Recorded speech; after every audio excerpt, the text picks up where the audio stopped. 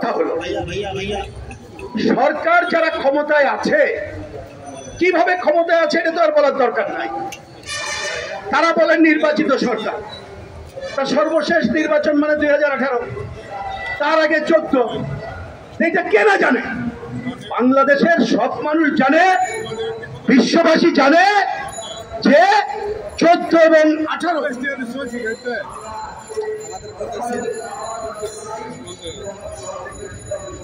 দুঃখিত যা বলছিলাম, বাংলাদেশের মানুষ জানে, দুনিয়ার মানুষ জানে 18 এবং 14 যে নির্বাচন হয়েছে, এই যে কোনো নির্বাচন ছিল না।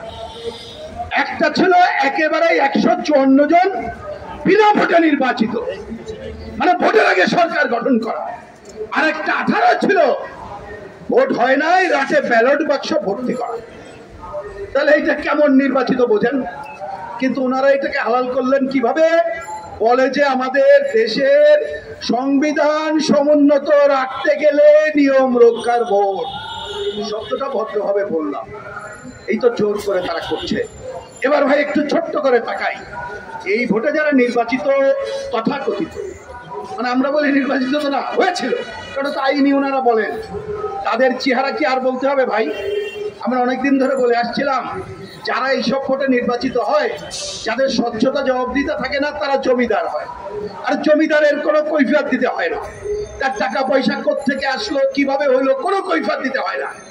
আপনারা হিসাব করে দেখেন তো, এই যে এইবার নির্বাচনের সময় এটা আমরা আন্দোলন করে কিন্তু আদায় করেছিলাম যে প্রার্থী যারা হবে তাদের সম্পদের হিসাব দিতে হবে। তা সম্পদের হিসাব শুনছেন না ভাই? এইটা কি লুটপাট ছাড়া কারোর আইনি ভাবে এই সম্পদ হতে পারে? পারে না। তার মানে নির্লজ্জ সম্পদের হিসাব আমরা পেলাম।